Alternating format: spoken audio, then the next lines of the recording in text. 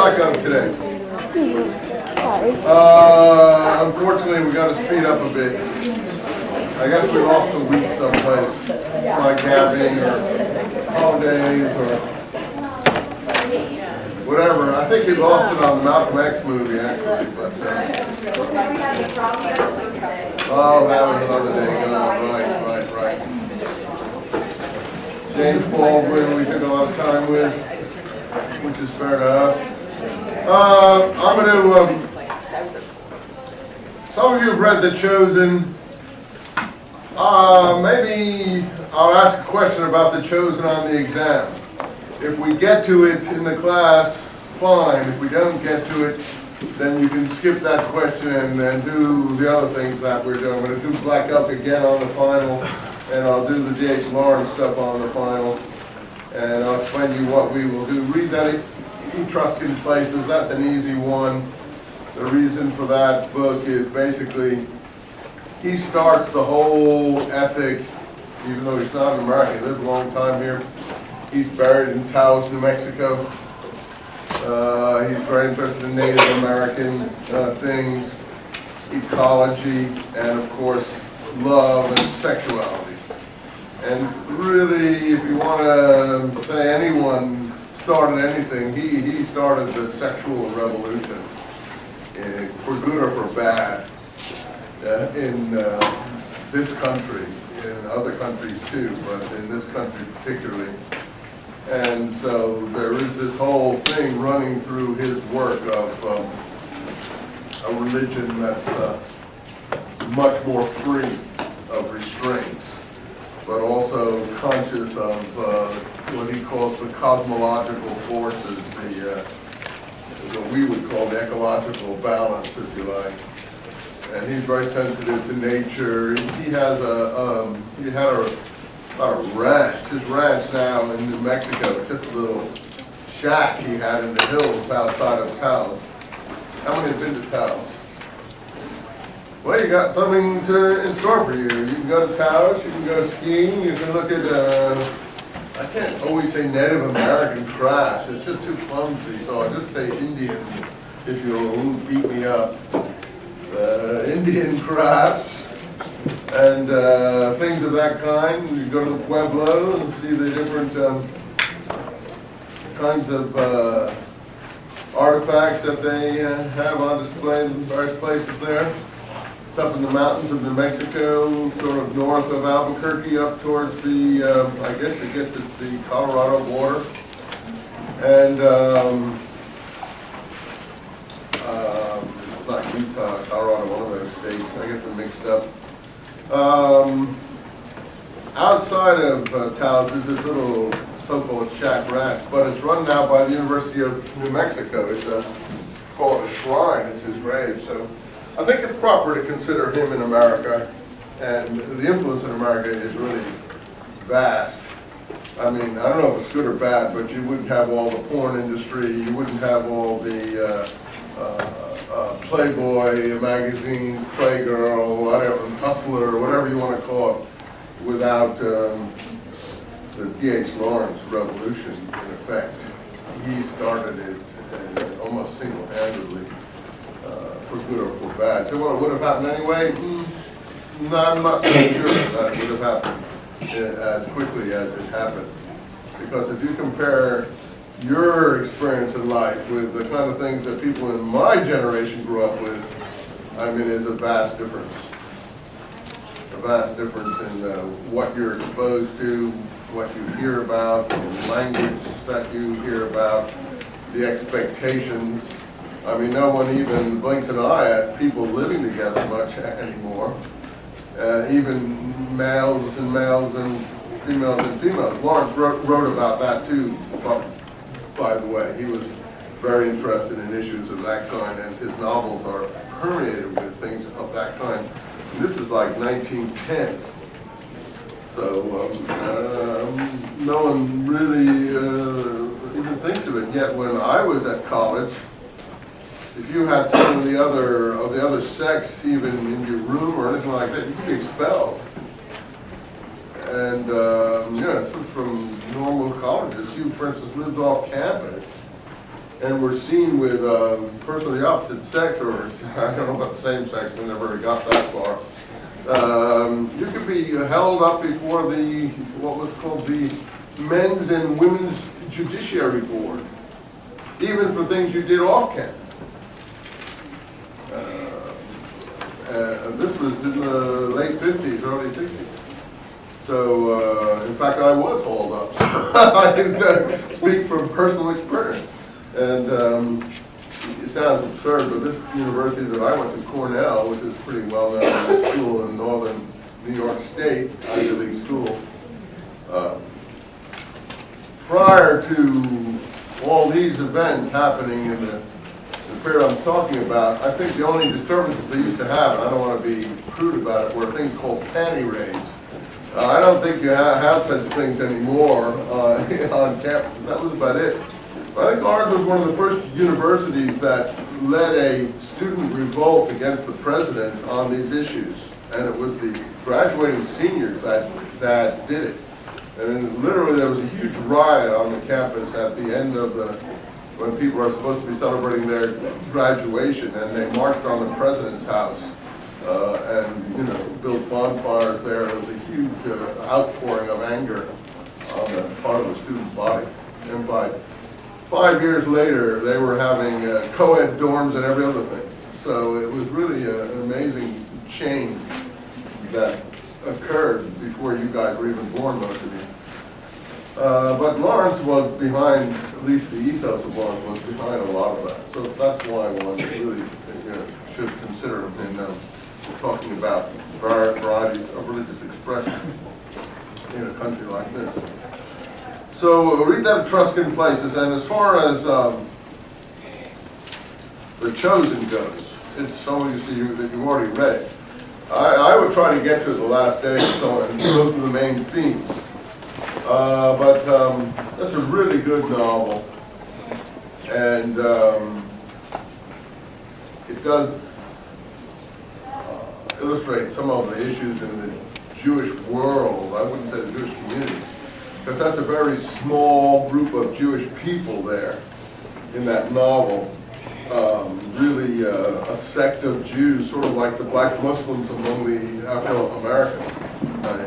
Probably even less numerous than the black Muslims among the Afro-American community, the Hasids, they're called the Hasidim. Let's see if I can get my pants up here, not falling down on might be over my knees. And I'm sorry if Noel upset you with our grades, but you can spell it with one S or two. I am is plural. Hasid in Hebrew means pious. Piety, Hasidim are pious ones. And they're considered to be like Madonna now, Jewish mystics. Although I don't think Madonna and the Hasids really have a lot in common. So I'm sure she could dress like a Hasid if you like. But they claim to be involved in what Madonna has been publicizing in the Hollywood circles as Kabbalah or Kabbalah, which means Kabbalah means to receive the mystical underground tradition of a religion. So in this chosen book, this author, who was obviously very fascinated by this group of people in Brooklyn, I'm sure it's a true story, novelized, documents his experience with the members of one of these Hasid groups. And they're led by individuals called Rebbes.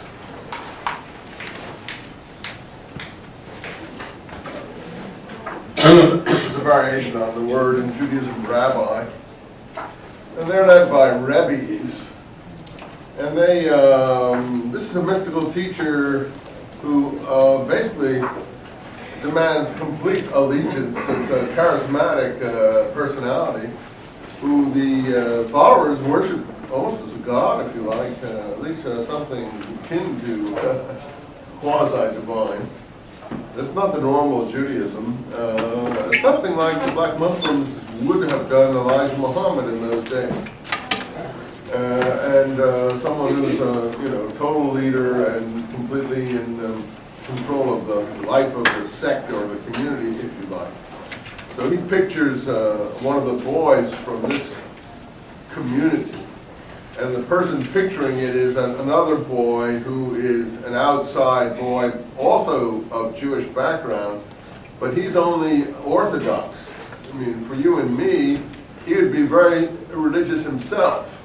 But for the Hasidim young people whom he starts the novel off, it's really a great beginning, with a baseball game, where his team, basically the Jewish Orthodox kids, are playing the extreme Hasidic kids in a baseball game, and the Rebbe's son, who's the star of the Hasid team, breaks his glasses with a line drive when he's pitching and ends him up in the hospital. And he thinks, the author that is, that the boy has done it on purpose because he didn't like anyone opposing him, and he was so such a big shot himself and so on that he behaved in this way. But later the two become fast friends, and the novel, yeah, we need anything? You're okay? I just want to let you know I have to go. Yeah, okay, okay. Yeah, so we'll see you when we see you. Yep. Okay. Oh, hey, Noel, you put that up in the office, the pack of stuff? Okay, good. Thanks a lot. So, oh, wait. Don't run away with my pencils. Noel, I need my pencils.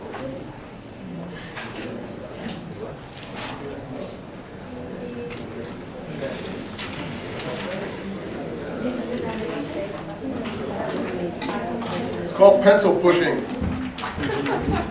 Hey man, this is like being reduced to the level of servant and master here. So this wouldn't happen to you at Harvard or Princeton or Stanford or Berkeley, I can assure you. Only in places that have no confidence in themselves do these kind of rituals take place to this extent. Sadly, I think. I can imagine this going on at Oxford. They would sort of laugh it out the door. But anything to appeal to the democratic, how should we put it? The democratic, so-called ideal. Anyway, these two boys become fast friends, and the novel is kind of used as a way of showing their friendship. But also, the Rebbe's boy, the leader of the Hasid group, is the Rebbe wants to teach him how to. Has anyone got any water they can? Let me put in my palm. Here, I'll put it in my palm. I won't drink out of your cup. I need something to. See it work.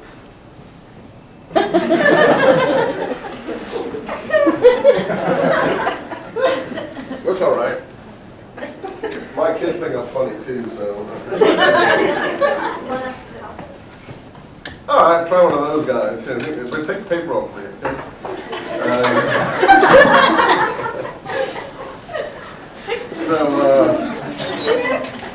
Hey, thanks a lot, kid.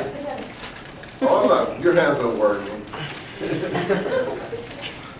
So, sorry, that's a put our cough drop, man. You're gonna knock me over with that. Anyway, the leader of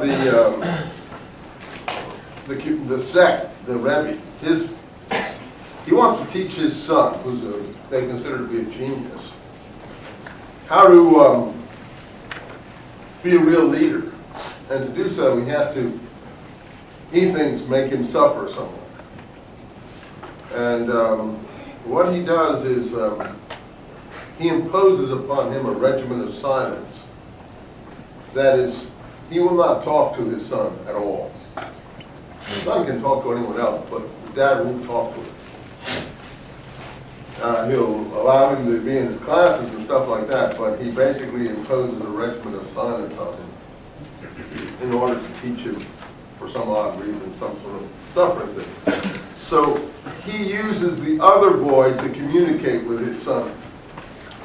In other words, the non-Hasidic boy who can be involved in these things the Rebbe becomes friends with. In the meantime, the other boy's father, who's a very secular sort of Jewish person and very Zionist, and this is the time of the end of the war. They learn about the concentration camps and the people who were burned to death, and the 6 million or so people who were destroyed, incinerated, a million children, and so on. And of course, this is overwhelming disaster. But at the same time, the struggle is going on between the Arabs and the Israelis, who haven't become yet Israel, it's Palestine, for the creation of this modern Jewish state that everyone hears so much about these days, and that is all for that, whereas the Orthodox guy is all against it, the Hasid guy, because they have a different doctrine. They believe that you shouldn't do anything until the Messiah comes. It's something a little bit like Christians believe, I think. So he doesn't think you should do anything until the Messiah does it all for you. So it's a huge struggle between them over that issue. And so there's all these struggles going on, but the less religious boy, his father goes to the library a lot. And he meets the Rebbe's son, who goes to the library also a lot, and he starts feeding him books, helping him find out books, because he's a very precocious guy. And in the end, he starts giving him things like Freud, psychoanalysis, and things to read in the library. So one father is helping the one boy, or using the one boy in one way, the other father is using the other person's son in another way. It's a very interesting quadrangle that is set up. It's really a very moving story. But I think the thing that comes through most of all, I've told you half of the story of the novel now, so you can really get through it yourself pretty quickly. The thing that comes through most of all in the novel, and it's an easy read, I think, and it's a fun read, is the love of fathers for sons. And this is true of the culture that they come from.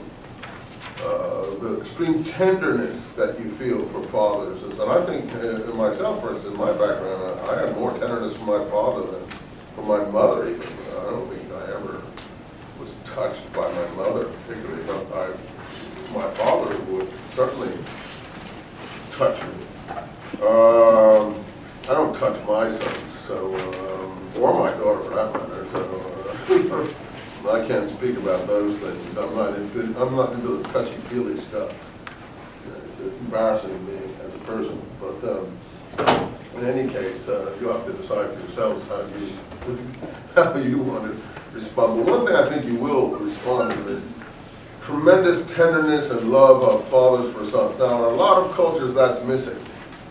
A lot of cultures think fathers should beat sons up and toughen them up or something like that, or whack them around. And then what happens when these kids get whacked around by their fathers, or they see their fathers beating up their mothers or something like that, then they start doing the same thing. Not only do they get beat up by their fathers or whacked quite a bit by their fathers, but then they go to the school ground and start whacking other kids. And I've noticed that just almost every bully in the school ground, you'll usually find out, has been beat by his own father. Because that's why you can become a bully. Because he's used to physical pain. He knows what physical pain is about because he's experienced it either from the older brothers or people in his own house. And therefore he can go out and inflict it on other people. And I think you'll find, I'm not a psychoanalyst, but that's true.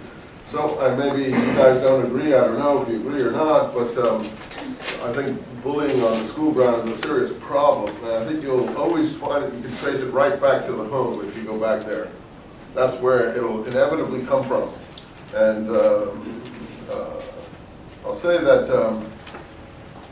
a lot of people, I think, cultural groups would have a lot to learn from this tenderness of father to sons, because most fathers, as I think I said, have an inability to express tenderness to their children, or accept responsibility often for their children in a complete way. Now, I know Asian Americans don't have this issue so much. I think that in those environments, fathers are very dutiful, actually, and do accept responsibility totally for their family offspring as part of the Asian, Eastern, Pacific Rim culture. Now, I'm generalizing here. There's always exceptions, I'm sure.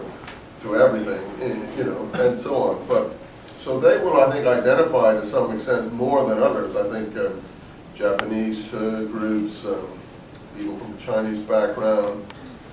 I can't speak so much about Southeast Asia, maybe India and so on. We'll find this scenario in the Jewish cultural framework more familiar than others might, and would be able to more readily identify with it.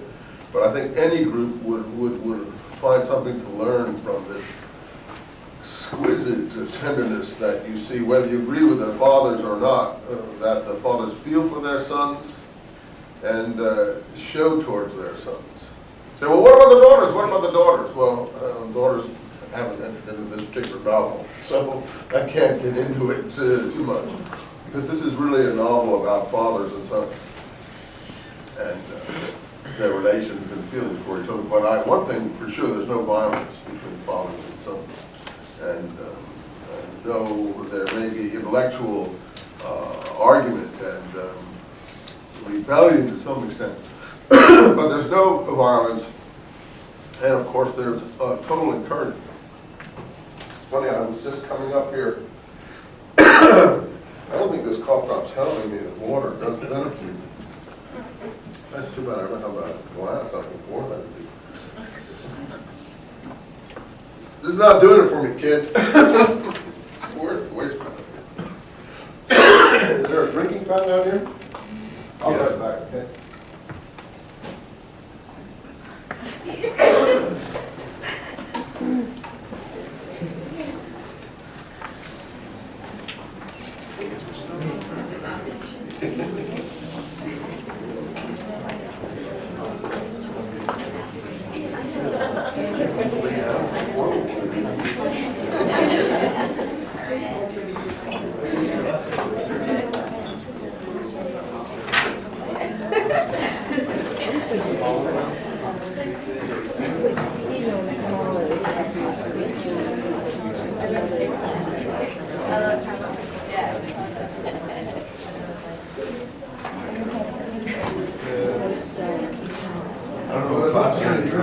Out there, but I managed to find something. All right, laugh.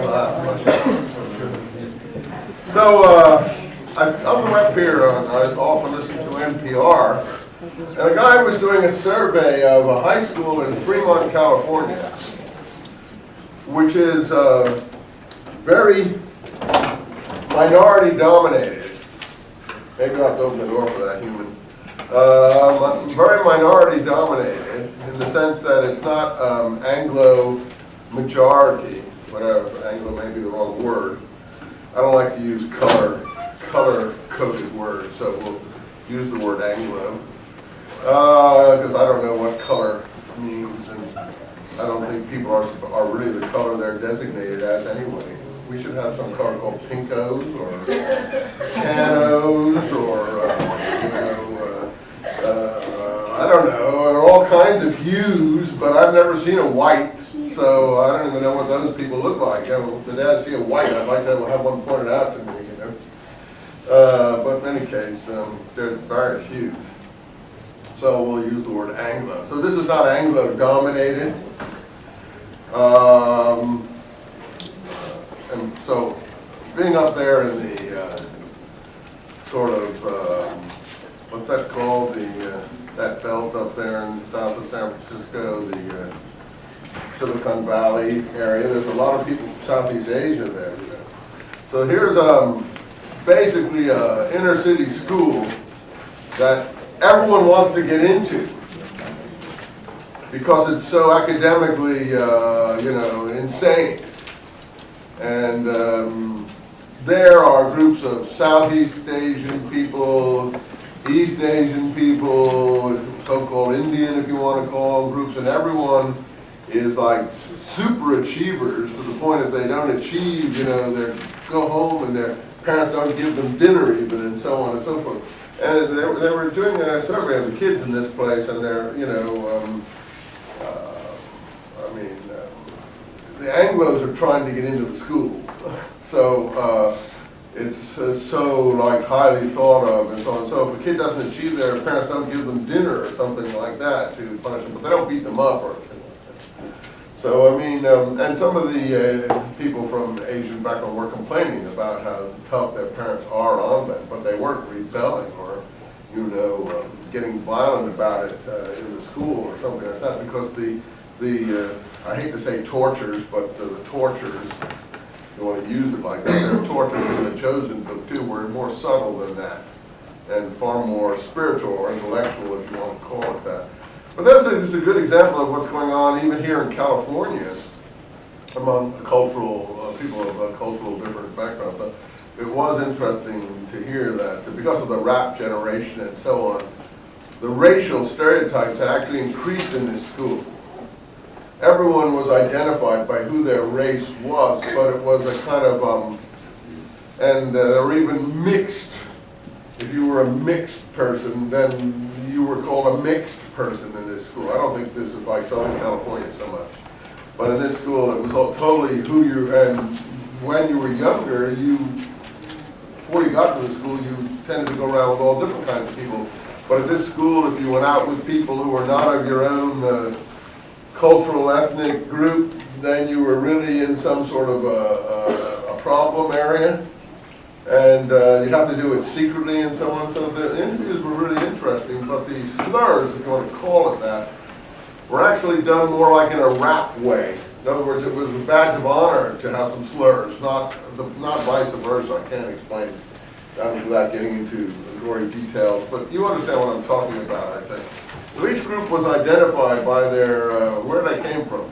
Korean, Chinese, Indian, Japanese, Jewish, Afro-American, you know, so on and so forth. And there was no Anglo majority at this school at all, but it was extremely high achieving school. So I say that vis-a-vis the picture we're getting in this novel here. That can be the case, in fact, they're very high achievers, but usually it has to do with home environments and probably most of all the presence of fathers. And the presence of fathers who care. And caring fathers, loving fathers. And I hope when you're parents that you take a lesson from the Chosen book and actually spoil your children. Don't torture your children in terms of physical punishment. In terms of whether you give them goods or not, I would really want to say, I don't think these fathers in this Chosen book are lavishing toys or beautiful objects on their children. They're spoiling them in the sense that they care so much about them and are so interested in them, put it that they care so much about their welfare and what they will become and how they will get on in life and how they can help them and so on. And that's the whole conflict in this book, what these people are going to do in their lives and achieve. And I think a lot of groups can relate to that. So I hope that Chosen book, I've given it a good build-up, because I think you'll find it really, I just feel bad that I don't have the time I probably need, but the students in this class usually really like that book, which is why I hesitate to throw it off. So I will have a question on it, but basically it'll be more or less semi-optional in the sense that, depending on how far we cover it, okay? So next time we'll do the Etruscan places. Depending on how far we get through the Etruscan places, we'll see how much time we have for the Chosen.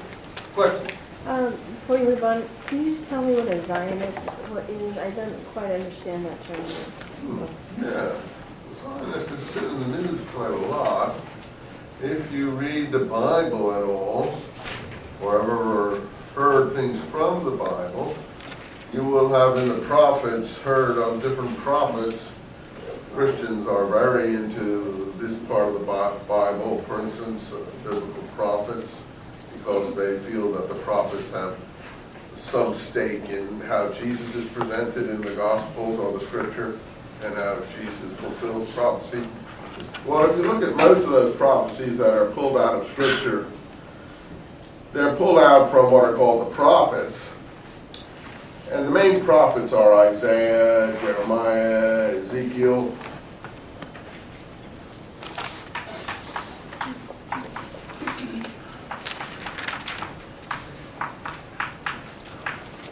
Amos, for instance, these are all pretty original work of Zechariah.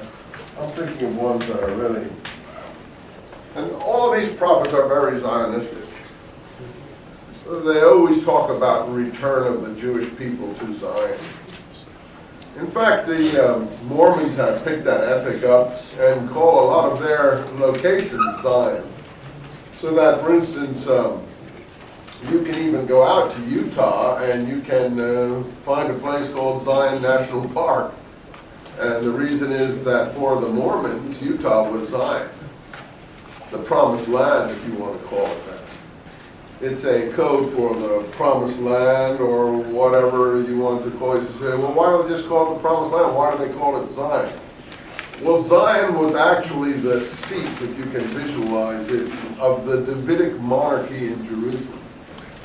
In other words, the monarchy, the David phenomenon, which is of course so important to everyone who thinks about kingship and people who worry about Jesus and so on, even Mel Gibson's I would say sadomasochistic presentation of Jesus, if you like blood and gore, you know, like that. I'm not into blood and gore, as I think I've told you, so it's not something that I can personally relate to very deeply. But even people like that will understand that Jesus has something to do in the presentation with David. As a son of David, although it's 1,000 years after David, and so it's hard to say how he's a son of David any more than I'm a son of Dante. But as it's presented, he's a son of David, because the prophets present the ruler as to come as well, as that he should be descendant or connected or a member of the house of David, whatever that might have meant 8 centuries later. I mean, it would be like saying, I have to be a member of the house of Lincoln. But, I mean, I don't even know if Lincoln has any descendants who are functioning today. But to go back to your question of Zion, why am I talking about David? Because the Davidic seat of government, the palace and so on, was considered to have been located on a hill in Jerusalem called Mount Zion. That was the area, it's sort of like saying Beverly Hills for Los Angeles, or rather Hollywood for Los Angeles. Consider Hollywood to be the seat of the Davidic monarchy, and Los Angeles to be the total area. To say you want to return to Hollywood is like saying you want to return to Zion. You see? So Zion was just a fancy name for the idea of returning to Jerusalem. But as now it's because of all the plus and positive and negative commentary and all the hype and non-hype and pro and con and Middle East propaganda for and against and all of the emotion and stuff that has gone into this, and the whole Hitler movement and fascism in Germany and all this sort of thing, and the Tsarist government fighting socialism back in the last century. Zion became used as a term for conspiracy. So you got the Tsarist, with the Tsarist propaganda pamphlet to attack socialism. Yeah, it's really weird. It was called the Protocols of the Elders of Zion, so they circulated this thing. The Tsarist secret police had written this thing, making it look like socialism was a Jewish plot to take over the world, and that there were little Jews, rabbi types plotting in some weird way to make it world socialism and so on. Because they wanted to use that connected with anti-Semitic feeling and so on to whip the peasant class up against the Jewish people within that environment. And in Germany they succeeded, and to the point is they started putting people into incinerators and didn't have a difficult time doing it. There were an awful lot of people who joined in with a lot of enthusiasm to kill a lot of people. And before one goes around, I think, since you brought up Zion, complaining about one's own fate or the situation in other places, like in the Middle East, I think you should First consider how it would feel to lose half of the population of your people by being burned into ashes before you run around throwing around slurs or slogans and things like that. I would say that to the Middle East people too. However, the Palestinians might be concerned about the issues they've had to face. There really is a whole Arab universe from Morocco to Afghanistan. You're talking about one little fraction of the whole Islamic Arab world there that some people feel is a little bit too much to bear. But I don't think we have anything even remotely resembling what occurred in Europe in the last century, in the early 30s. So even though the emotions get hyped up and you hear all of this animosity about Zion and Zionism and so on, Zionism, as the father of this person in this book is avowing it in the wake of the Holocaust and what he learns in the tragedy of his people, is the national liberation movement of the Jewish people. So it was probably wrong to put a word like that on it, but the word comes from the prophets, because the prophets are always speaking about a return to Zion after the destruction of the temples and the dispersion of the people to different locations in Babylon and other places. So the prophets, when they're trying to speak about the gathering of the peoples from all the parts of the earth, and that's in Isaiah, the same prophecies that the people picked the Jesus material from, is also about the return of the exiles. In great detail, Ezekiel is just like, that's his whole theme. And if you read Ezekiel is like, to my mind, a stupendous literature. I mean, probably some of the greatest literature ever written, and it's 6th century BC. And it's actually probably mostly authentic. So to get a, quote, Zionist tract, I mean, if you want to get a Zionist tract, Ezekiel is the man. And if you read that, how he presents what he thinks God is going to do in terms of prophecy, you can have your mind blown.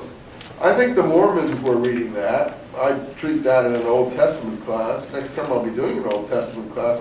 Next fall, I don't teach in the spring because I'm one of these half people that cut me in half. So I'm only, it's like I'm a eunuch, if you like. They've cut my bottom parts off or whatever, but that's a joke. I'm dealing with eunuchs in my Christianity class because Jesus says at one point you should make yourself a eunuch for the kingdom of heaven. And in another book of Acts, we have a guy who's a eunuch getting involved in baptism, an Ethiopian queen's eunuch. So if you know your scripture, you know what I'm talking about. So the Mormons really got into prophets like Ezekiel, I think, even though they forgot where the ideas came from and just started having it as part of their own doctrine. But certainly people like Joseph Smith and the founders of Mormonism who said, let's go west, let's start our own Zion. That's where they're getting it from. And you know, Utah was considered to them Zion. And that's where they get from it. But also fundamentalist Christians, evangelical Christians. And not so much Catholics or high church Christians who really get more into what we would call catechism in Catholicism and don't really read the scripture as such. But grassroots Protestantism, I guess from the Reformation and the problems in England that had occurred, when the English were fighting over whether you would have individual churches and a grassroots sort of Christianity, Congregationalism, baptism, Baptists, those kind of groups. And there's lots of different variations of it. I couldn't even enumerate all the different Protestant groups that spin off from there. Seventh-day Adventists, Congregationalists, and so on. Black African AME Baptist groups and so on. There's just a whole host of different spin-offs from that. Methodists. When they were fighting those things out, they thought you should go back to the book. They thought that every man or woman should have his book, have his own Bible. Catholicism, it wasn't so important to have your book. You just had the sacraments. If you did the sacraments, like, you know, confession, communion, stuff like that, which really isn't even in the book to any extent. More like the ritual of the church that they emphasize. Protestants didn't emphasize that. They emphasized the book. So the frontier of America was built up with the book, which is why people say, well, why is America so religious? It's not so much that it is religious, that the frontier of America was built on the book. These people came from those kind of groups from England primarily at the beginning. And they brought the books with them wherever they went. So if you went to a log cabin, for instance, where Lincoln would have been born, the only book on the table would have been the Bible. And they read from that book. They didn't so much care what the minister or the priest or someone else said about that book. They read it themselves, to their people, which is why someone like Lincoln could be so incredibly eloquent. How could someone like that, who never even been to high school, basically, self-educated person, be so totally eloquent in English, write English better than all of us, right? How can that be? Because he read the Bible all the time. And the Bible was like a handbook of eloquence, the translation into English. So now Protestant groups too are very Zionistic now. Evangelical Protestant groups. Why? Because for them, reading the scripture as they do and taking the prophets seriously, the return of the Jewish people to Palestine is considered to them an important religious precondition of the coming of what they consider to be the return, the rapture, the Messiah's return, and so on. And the reason they think that is that in their reading of the prophets, that's what's there. So one of the biggest miracles that they have to show their religionists in the 21st century is the return of this miraculous restoration of the Jewish people out of the ashes to Palestine. So actually some of the most confirmed Zionists that you'll meet are not so much Jews as evangelical Christians. Evangelical Christians are even interested in rebuilding the third temple, which of course Muslims and others look upon with horror. Liberals, many Reformed Jews, others. This is like horrific idea that they should even consider such a thing. But evangelical Christians think that would be quite normal. Why? Because it's all in the scriptures. It's all in the prophets. It's all in the Bible. So Zion has to do with all those things. So they're talking about creating the state of Israel. Of Israel. Yeah. Well, what happened was the founder of the so-called Zionist movement that this book would be talking about, The Chosen, is a person called Peter Herzl. I teach a course on Zionism too, if you're interested. I'm going to do that 2 years from now. I'm going to do that in my last term here, if I survive that long, inshallah, God willing, etc. And I think these are interesting courses. This is my least interesting course, by the way. I think I do interesting courses. I know I'm arrogant. But I think I'm a colorful guy. I try to keep being colorful even though I'm almost dead. And I try to do courses that don't bore people. And I try to do a variety of courses. So this course, Modern Jewish Thought Zionism, is for everybody. And I'm going to do that not this fall, but the fall after this. So if you're interested in this subject, the history of Zionism, I'm going to do it. Yeah. Okay, so in the book, the one father is considered, a Zionist because he was fighting for creating a state. Right, exactly. Okay, and then the Hasid didn't believe. No, he didn't believe. They were called anti-Zionists. But they thought it's because they thought it should be created after the Messiah shows up? Yeah. So is that just like a... No, it's not a fine point because the Messiah never comes, you know. No, what I mean, is that just like an interpretation then? Yeah, it's like putting it off into the indefinite future, because anything men do is going to be imperfect. Why do it if it's going to be imperfect? Of course everything is imperfect. We live in an imperfect country. We try to make it better. Obviously the Jews in Israel are not living in a perfect country. They have their shortcomings, their faults. And everyone, we hear in the Islamic world about all of our faults.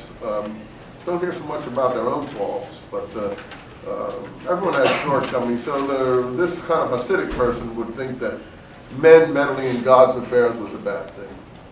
But also I think it was a power play. In a country like Israel, these kind of people aren't going to have any power. People like this Rebbe, Whereas in Brooklyn, so what's he want power in Brooklyn for? I don't know what he wants power in Brooklyn for, but once you're into a power trip, like Elijah Muhammad, for instance, in Chicago, you want to hold on to it. You want to pass it on to your children, I guess. I mean, I don't have any power, so I don't want to pass anything on to my children, but some people want to pass it on to their children. I guess Donald Trump does, or someone like that, or the Rockefellers, or people who have power and money, and so they want to pass it. So there's a power play too there, I guess, but they claim it has to do with men shouldn't meddle in this. Okay, that was the only point I was confused with. But the Zionist movement, as I was trying to say since you asked, was given this name by Theodore Herzl, who was a newspaper correspondent in the late 19th century. I shouldn't tell you, but it's all in the book, so he tells you about it. Well, he witnessed a thing called the Dreyfus trial. In fact, this guy, that actor Dreyfus, what's his name, the actor? Richard Dreyfus made a movie about the Dreyfus trial, funnily enough. I think it was called, what is it called, Prisoner of Hope or something like that. I forget what it's called. I think you can get it in the video stores. It's a pretty good movie. The Dreyfus trial was in France in the 1890s, where after some of the reverses the French army had taken in the 1870s war with Germany, they were looking for scapegoats, and they found a Jewish officer. There were few enough of them on the general staff, and there was some spying going on in the general staff. As it turned out, this officer was a very innocent, gentle fellow. His name was Dreyfus. I think Richard Dreyfus is probably related to him, which is why he made the movie. And he was sent to Devil's Island because he was supposedly, the general staff had decided he was the one they were going to hang this leak in the French general staff on. And then the whole country of France became torn by this trial. And Herzl was a correspondent, a Jewish correspondent, who was working for a Viennese newspaper at that time. He had never really taken an interest in Jewish affairs, but he was so shocked by the anti-Semitism of the French mass, the delight they took in the humiliation of Dreyfus, the ripping off of his epaulets, the cries for blood that went up. In fact, the very famous French writer, Émile Zola, wrote a tract in the newspaper called J'accuse, I accuse. And he was a novelist. And he broke open the scandal of the general staff, something like Michael Moore may be trying to do with Bush, although with less success, I think. Zola made it clear that this was all a plot in the general staff, and he accused all the high officers of the government in cooperating with it, and it's a very famous text, and he brought the government down. But he paid with his life. He had to flee France, and when he came back after 5 or 10 years later, and he was in his apartment with his wife, someone put a plate over his chimney in his apartment building, and he and his wife ended up gassed to death. So you often pay with your life for these kinds of things in a way you don't expect when you take a position of virtue or righteousness. Dreyfus was sent to Devil's Island. Well, that made Herzl into a Zionist, because he saw that there was something horrific that was waiting to happen in Europe to the Jews of Europe. He saw, like a prophet, he envisioned. He said, you know, we have to get this Palestinian thing done quickly, otherwise there's going to be something of monumental, earth-shattering proportions. Some disaster is going to occur. And as it turned out, he was right, and he didn't get the thing accomplished in his lifetime.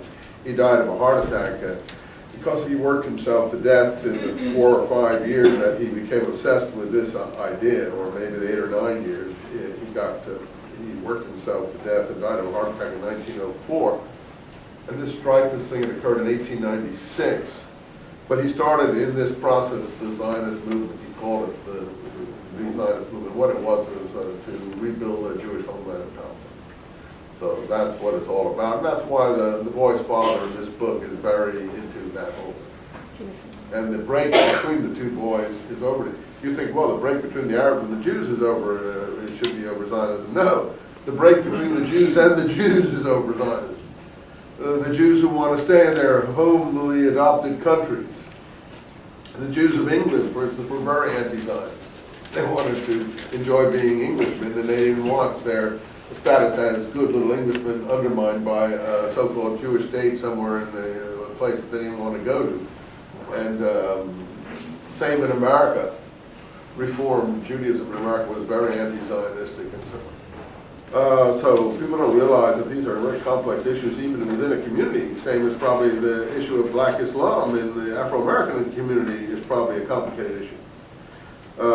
So it isn't the Arab-Israeli thing that was the problem with Zionism in its early days. It was the fight within the Jewish community itself over these matters. And people like Herzl were not so much interested in Western, what we would call assimilated Jews. They were more interested in the masses of Eastern European Jews who were, they thought, in grave danger. And as it turned out, he was absolutely right. They were in grave danger, and 6 million of them were destroyed. So if you think that the Israel state is a threat today, just imagine what it would have been with 6 million more people. Man, you really might have had a problem on your hands.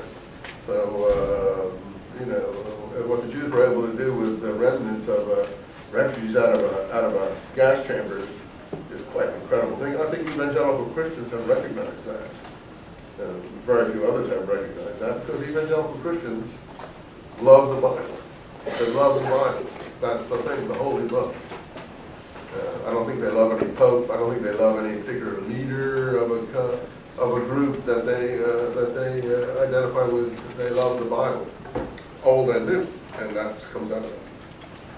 Okay, answer your question? Your Zionist lecture. Okay. This class is almost evaporated, but let's do a little bit. Let's go back to Black Elk a little bit more before we. Anyone else have any questions on that? Let me do a little Black Elk for you and let you show here. I want to make a little bit of progress here. Let's see. Where do we leave off here? Chapter 3, Great Vision. The Great Vision. I thought we didn't finish that one, huh? Well, we did finish that when he comes back into his body at the end. And look at this, page 37, the bison hunt. They take him in a little, I guess, drag you would call it. He's still ill. He was 12 days lying like that. And that's, remember I told you the movie I was telling you about, Rockabella Highway? Whirlwind Chaser. That's the person on the radio in the truck that these two young Native American boys who are going to rescue one of their sisters down in Taos, they're going to Taos, I think, or they're going to Santa Fe, New Mexico from South Dakota, here on the radio truck coming, and he said, this is Whirlwind Chaser coming out of, you know, South Dakota or something like that, and they hear this voice, and he tells them to go to the sacred Indian mountain to do penance in this sacred mountain in South Dakota. So the person who made that movie, why am I bringing it up? I was showing how this book even influences Native Americans. He'd obviously read this book because he knew the name Whirlwind Chaser. And you see, Whirlwind Chaser is the medicine man here that helps cure black elk. He's the one that brought me back to life. So that's an interesting little bit. My father gave Whirlwind Chaser the best horse he had for helping to cure me. And so this is when he has his first vision. And he keeps on here having visions all the way through his life. I'm sure now that when I was then too young to understand it all and only felt it, it was the pictures I remembered. The words that nothing I'd ever seen with my eyes was so clear, so bright as these visions. Of course, being in the environment he was encouraged to have visions. Being in your environment, you guys are not encouraged to have visions. I mean, if some of you have a vision, you go tell your mom I had a vision, she probably said, look, go and take a shower, you know. You better go shopping, please, because you're really losing it. You know, these people want people to have visions. That's considered a holy thing. The evening of the day I got back, Whirlwind Chaser, who had a great name and a good horse now for curing me, came over and sat down, and he said to my parents, "Your boy there is sitting in a sacred manner. I don't know what it is, but there's something special for him to do. But just as I came in, I could see a power like a light all through the body. And while he was looking hard at me, I wanted to get up and run away, for I was afraid he might look right into me and see my vision. There and then maybe all the people would think I was crazy. For a long while after that, whenever I saw a whirlwind chaser coming, I'd run like heck and hide for fear that he might see me. So, we go on to some of this bison material here, but I think the next chapter, Soldiers Town, is pretty interesting because it shows how things are developing here. I'll keep it just till quarter after since we started late. A lot of the people have come in. A small part of the Oglala started south to Soldiers Town, which he says is a place called Fort Robinson. And I have a footnote too, you probably have it as well, that we're talking about all these different Sioux tribes. Oglalas, Bruyas, Sanzart, Black Kettles, Hookpapas, Miniconjus, these are names that we have all maybe heard of at some point, but we didn't know who they all are, and neither do I. But he's a member of the Oglala. And the Oglalas, a lot of them stayed in the country with Crazy Horse. That's the first real mention of Crazy Horse, aside from his being a relative of his. And he would have nothing to do with Wasichus. Wasichus, these foreigners, whoever they are, all of us. And then the queer feeling that I had left me, and I was not bashful anymore. So it's when he gets this queer feeling. Here's the thing. I was 10 years old, the next page or so, around 48, before I ever saw Wasichu. At first I thought they all looked sick. I was afraid they might just be in to fight us any time, but, you know, they were frightening people. But I got used to them because he was around the fort. And one of our boys that winter climbed a flagpole and chopped it down. The Red Cloud, who was the leader, we mentioned him before, stood right in the middle without a weapon and made speeches to the Wasichus and tried to calm the Wasichus down because of this Indian child who had cut the American flag down. And he told the Wasichus it's foolish for men to want to shoot grown people because little boys did foolish things when they played. So Red Cloud was a great chief and nothing happened, and that was really something. This is around the year 1868 when the treaty with the Wasichus had been made 5 years before, so it's 1873. We're getting up there. When is Custer Massacre, which is a big high point of this book? 1876. Anyway, he never fought again after the treaty. He was living at Soldiers Town. Crazy Horse, I thought was the greatest chief of all, and he wouldn't commit. So they talk about this buffalo hunt here and Soldiers Town some more, and some of the offerings they make. And let's see, chapter 6. I don't see much here that we need to, just the story about someone bringing in some horses to get a wife. Chapter 7, page 59, I think. It was in the summer when I was 11 years old, 1874, that the first sign of the big trouble broke out. That was the time. Just that evening, just before sunset, a big thundercloud came up from the west. And it was like in my vision, and it made me feel queer. Strange is probably a better word today. And I got a stone, and I acted as though I was going to throw it. And the swallows I saw seemed holy. And the next day, some people were building a sweat teepee for the medicine man by the name of Chips. So they were going to have this sweat teepee. I'll just quickly look at this one last page before we go, page 60. Afterwards, I learned that Pahushka. Who's Pahushka? Well, that's the Indian word for long hair, and that's Custer. It's also, they call Buffalo Bill that because he had long hair. And led his soldiers into the Black Hills. He had no right to go there. The country had been given up. The Wasichus had made the 1868 treaty with Red Cloud that the land would be ours as long as the grass should grow and the water flow. That's an actual quote from the treaty. Later I learned too that Pahushka had found there much of the yellow metal that makes the Wasichus crazy. What's that? Gold. And that's true, I guess it does make a lot of people crazy, and that's what's made the bad trouble. And just as earlier when the 100 were wiped out, that's when his father was wounded in that battle with the 100. And we stayed that winter at Soldiers Town, and we heard the Wasichus had come from Missouri to dig in the Black Hills, because Pahushka had told them with a voice that went everywhere. Later, he got rubbed out for doing that. What's the voice that went everywhere? The telegraph. Guys, hard to keep you. Thanks for bearing with me. We'll try to get through this next time. If we get through it, bring your DXLRs too. Time's wasting, and I apologize for being a week behind. Everyone's in the same boat, and I'm sure you hate us all for that.